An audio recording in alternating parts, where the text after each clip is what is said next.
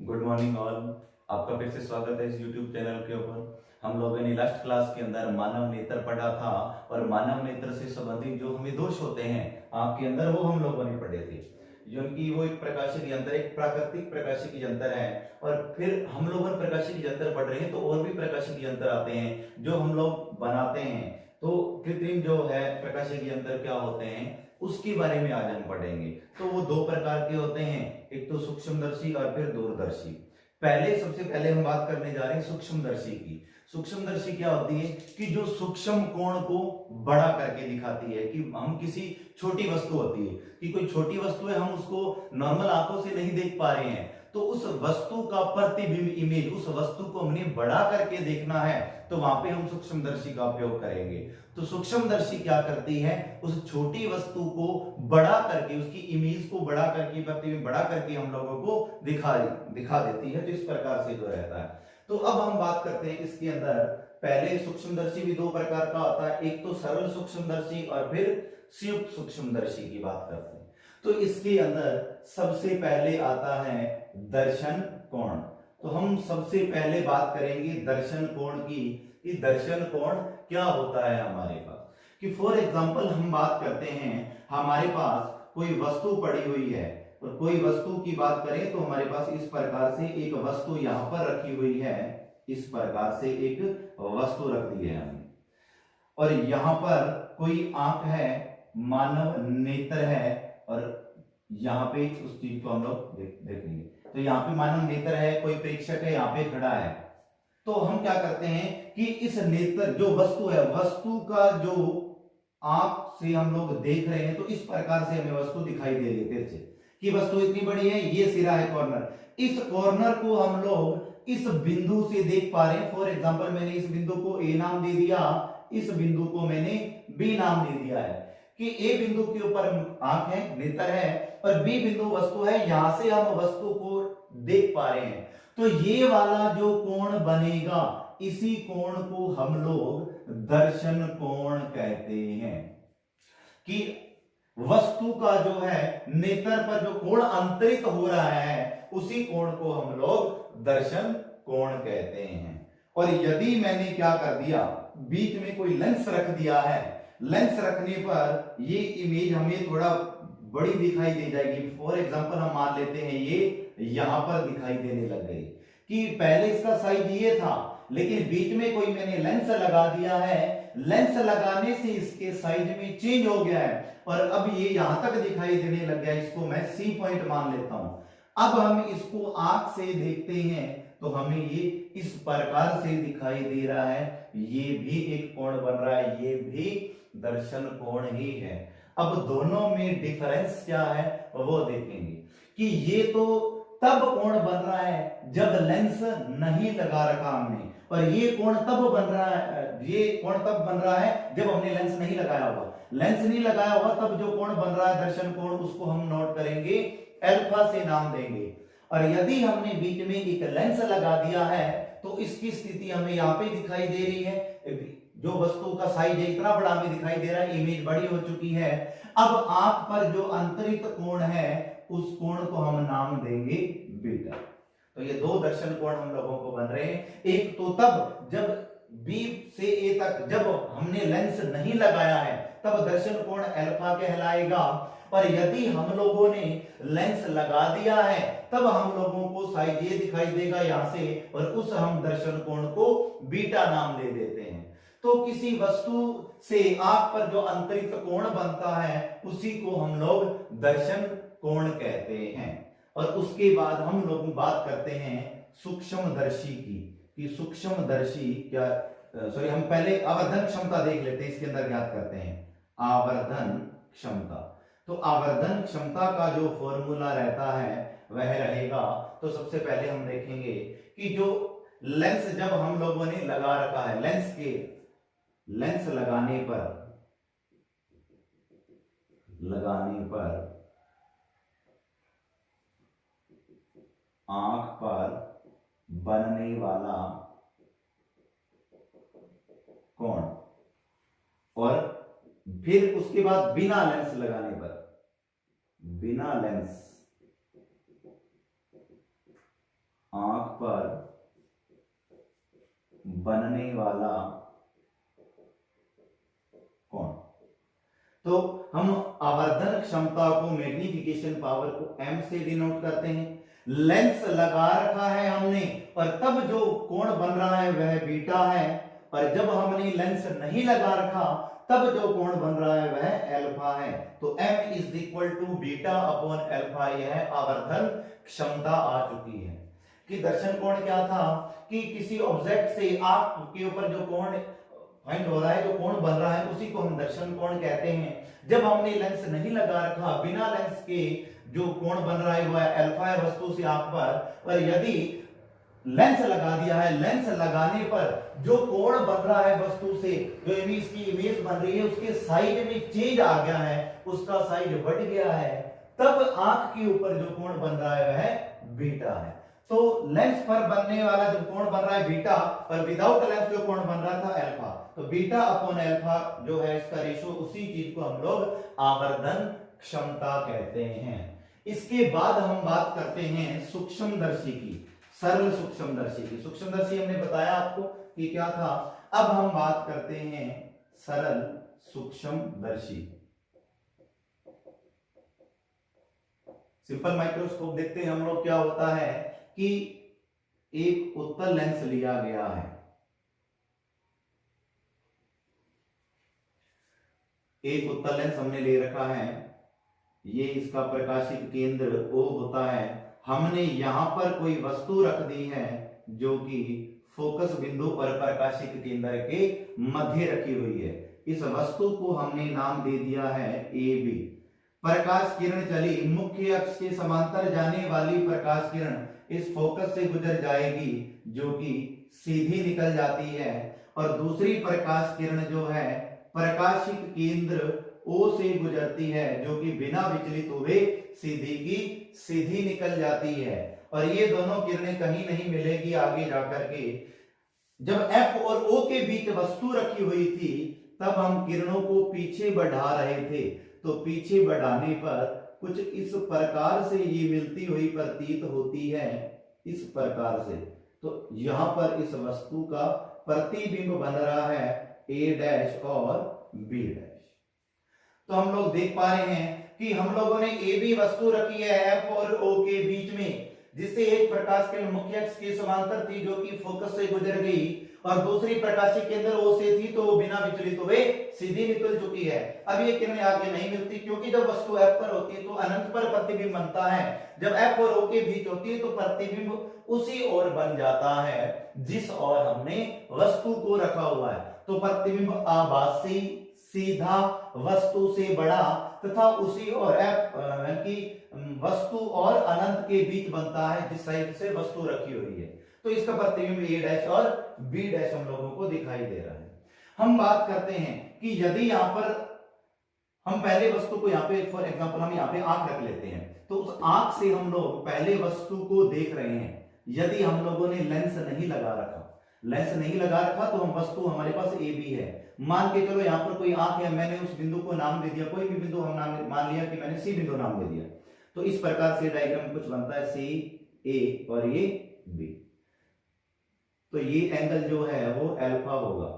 जब हमने लेंस नहीं लगा रखा, फॉर एग्जांपल यहाँ पर आंख रखी हुई है जो कि इस वस्तु को देख पा रही है AB को, यदि हमने लेंस नहीं लगा रखा तो आंख यहाँ पर रखी हुई है बिंदु C पर, तो ABC ये हमसे एक त्रिभुज बन रहा है ABC। हम ये बात करते हैं दूरी D दूरी के ऊपर बन रहा है, D दूरी के ऊपर आंख रखी हुई है वस्तु से, हमने ऐसा ले लिया।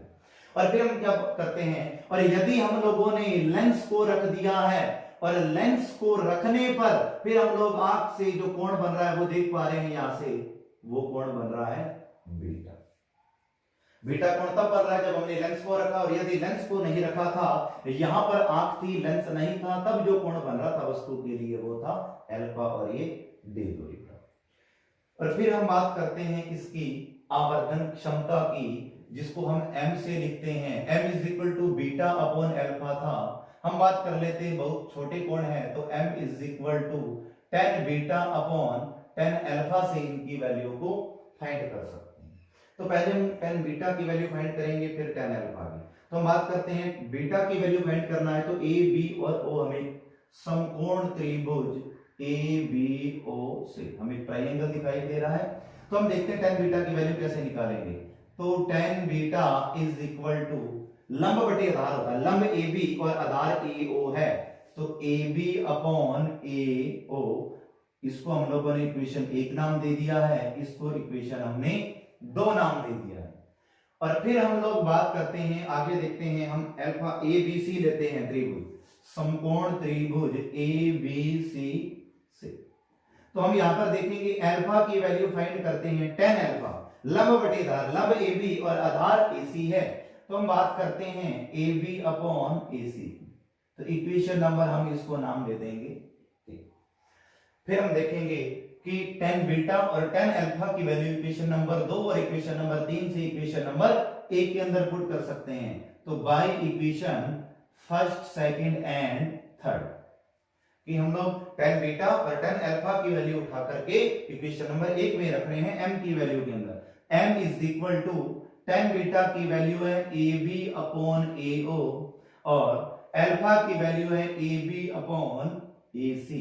तो हम देख पाते हैं ए बी से ए बी जो है वो कैंसिल हो पा रहा है, तो m इज इक्वल टू हमें फाइंड हो रहा है ए सी जो अपॉन में था वो ऊपर चला जाएगा, तो हमसे प्राप्त हो चुका है ए सी अपॉन ए ओ।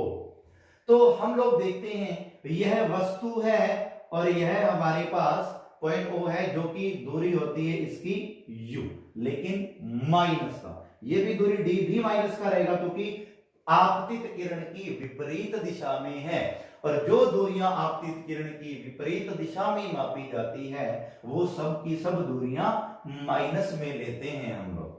तो हम देखते हैं इनकी वैल्यू को, m इज इक्वल टू ए सी की अगर हम वैल्यू देखें तो माइनस का d है, और यदि हम लोग यहां से ए ओ की वैल्यू देखते हैं तो माइनस का u है, तो माइनस से माइनस कैंसिल होगा, m is equal to D upon U. यह हमें इस लेंस के लिए जो हमसे सरल सूक्ष्मदर्शी है उसे हम की आवर्धन क्षमता प्राप्त हो चुकी है, जो कि d अपॉन यू है। कि एक सूक्ष्मदर्शी है जबकि एक सिंपल लेंस लगा रखा है, ए बी वस्तु रखी हुई है, प्रकाश किरण गई एफ से गुजरेगी, दूसरी प्रकाशीय केंद्र ओ से, दोनों किरणें इस साइड मिल रही है, ए डैश बी डैश इसका आभासी सीधा वस्तु से बड़ा और उसी और बन रहा है जिस और वस्तु रखी हुई है, जो कि वस्तु और अनंत के बीच की स्थिति के अंदर बन रहा है। तो यदि लेंस बीच में ना रखा हो, यहाँ पर आंख देख रही है इसको, तो यदि लेंस ना रखा हो तो सी पॉइंट पर आंख रखिए तो ए बी सी, क्योंकि अल्फा कोण होता है, यदि लेंस ना रखा हो तो आंख से उस वस्तु के बीच बनने वाला कोण अल्फा होता है, अभी मैंने आपको बताया थोड़ी देर पहले, जो कि डी दूरी के ऊपर बन रहा है। पर यदि हम लोगों ने लेंस को रख दिया है तो कोण जो बनने वाला उसमें परिवर्तन हो जाता है, जो कि साइज बढ़ जाता है, तो वो कोण बीटा बना रहे हैं हम लोग। तो फिर हम क्या करते हैं, ये दूरी u होती है, ये डी दूरी पर बन रहा है, m is equal to beta upon alpha होता है वर्धन, अभी हमने पढ़ा, यदि लेंस रखा हो तो बनने वाला कोण आंख पर यानी कि दर्शन कोण, और यदि लेंस ना रखा हो तो आंख पर जो कोण बन रहा है यानी कि दर्शन कोण अल्फा। तो छोटे कोणों के लिए tan बीटा और tan अल्फा ले लेते हैं हम, ताकि हमें वैल्यू फाइंड करने में कोई प्रॉब्लम ना आए।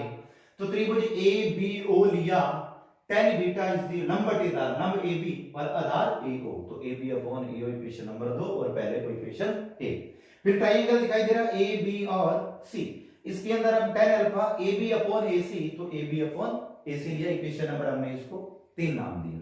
तो हम क्या करेंगे, 1 2 और 3 से tan अल्फा और tan बीटा की वैल्यू उठा के हम लोग इक्वेशन 1 में पुट कर रहे हैं। बीटा की value A B upon A है और अल्फा की वैल्यू है A B upon A C. A B से ए बी कैंसिल, ए सी ऊपर चला गया तो ए सी अपॉन ए ओ बन जाएगा। ए सी की वैल्यू अगर हम देखें तो माइनस का डी है, ए ओ की वैल्यू देखें तो माइनस का यू है, तो हम लोगों ने ये वैल्यू पुट कर दी है, minus D upon minus U, minus से माइनस कैंसिल हो गया, तो m is equal to D upon U. इस सरल सूक्ष्मदर्शी की आवर्धन क्षमता प्राप्त हो चुकी है। और इसके बाद हम बात करते हैं जो सरल सूक्ष्मदर्शी हमने पढ़ाया भी लिया था, इसकी आवर्धन क्षमता जो हम ज्ञात कर रहे थे, जो कि हमें डी अपॉन यू प्राप्त हो रही थी। इसमें भी कुछ स्थितियां आ जाती है, केस आ जाती है कि जब वस्तु का तो प्रतिबिंब कहां बन रहा हो, किस दूरी के ऊपर बन रहा हो। तो एक नंबर यदि हम बात करते हैं, यदि प्रतिबिंब न्यूनतम दूरी पर बनता हो, न्यूनतम दूरी पर बनता हो, किसके लिए? स्वस्थ आंख के लिए, स्वस्थ जो आंख है उसकी न्यूनतम दूरी पर, स्वस्थ आंख की न्यूनतम दूरी। अब स्वस्थ आंख जो होती है मानव नेत्र होता है, कल हमने पढ़ा लास्ट जो पिछली कक्षा थी हमारी, उसके अंदर हम ये पढ़ के आए कि जो स्वस्थ आंख है बिल्कुल एग्जैक्ट, उसके अंदर जो न्यूनतम दूरी अर्थात कम से कम कितनी दूरी के ऊपर वस्तु रखी जाए कि जो हमें स्पष्ट दिखाई दे, जो वो दूरी थी 25 सेंटीमीटर थी। तो स्वस्थ आंख के लिए जो प्रतिबिंब बन रहा है वो न्यूनतम दूरी पर बन रहा है, अर्थात जो प्रतिबिंब है वो यहां से 25 सेंटीमीटर दूर बन रहा है, जो कि दूरी थी कैपिटल डी। हम उस दूरी को कैपिटल डी से रिप्रेजेंट कर रहे थे, प्रदर्शित कर रहे थे, जो कि डी की वैल्यू थी 25 सेंटीमीटर की कम से कम दूरी के ऊपर जो प्रतिबिंब बने। स्वस्थ आंख के लिए कम से कम दूरी 25 सेंटीमीटर होती है। अब यदि 25 सेंटीमीटर दूरी पर प्रतिबिंब बन पा रहा है डी दूरी के ऊपर, तो आवर्धन क्या रहेगा? तो हम देखते हैं m इज इक्वल टू, अभी हम लोगों ने d अपॉन यू फाइंड किया था, हम लगाते हैं लेंथ सूत्र लगाएंगे यहां पर। लेंथ सूत्र 1 upon f is equal to 1 upon v minus 1 upon u हमें प्राप्त हो। फिर हम देखते हैं कि हमें v प्रतिबिंब की दूरी होती है, प्रतिबिंब न्यूनतम दूरी के ऊपर बन रहा है d के ऊपर, माइनस का d क्योंकि इसी साइड बन रहा है, और u का मान माइनस u हो ही जाएगा, तो u दूरी के ऊपर वस्तु रखी हुई है लेकिन माइनस का विपरीत दिशा में होने के कारण 1 upon f is equal to 1 upon minus D, और ये माइनस माइनस प्लस हो जाएगा क्योंकि 1 अपॉन यू। फिर हम क्या करते हैं, पूरे के अंदर d का हम ऊपर गुणा कर देते हैं, d upon f is equal to d upon minus D plus d upon u। तो d से d कैंसिल हो रहा है, तो हमें प्राप्त हो जाएगा d upon f is equal to -1 plus d upon u। तो हम यहां से देखें d अपॉन u जो हमें प्राप्त हो रहा है 1 इस साइड आता है तो प्लस का होगा 1 प्लस d अपॉन f। तो हम यहां से देखें d अपॉन u जो है m की वैल्यू है, तो d अपॉन u की जगह हम m लिख सकते हैं, तो m is equal to 1 plus d upon f। इस जो सरल सूक्ष्मदर्शी का आवर्धन क्षमता प्राप्त होती है कब? जब प्रतिबिंब स्वस्थ आंख के लिए न्यूनतम दूरी पर बन पा रहा हो, न्यूनतम दूरी अर्थात कम से कम दूरी के ऊपर डी दूरी के ऊपर जो कि 25 सेंटीमीटर होती है स्वस्थ आंख के लिए, उतनी दूरी पर बन रहा है तो उसका आवर्धन इतना प्राप्त होगा। फिर 2 नंबर केस आता है, 2 नंबर स्थिति आती है कि यदि प्रतिबिंब जो है वो अनंत दूरी पर बन रहा हो, अनंत दूरी यानी कि स्वस्थ आंख के लिए जो अधिकतम दूरी थी वह अनंत थी, तो अब अनंत दूरी के ऊपर प्रतिबिंब बनेगा तो देखेंगे हम लोग। तो यहां से देखते हैं 2 नंबर केस है, जब प्रतिबिंब अनंत दूरी पर बनता हो, अनंत दूरी पर बनता हो स्वस्थ आंख के लिए,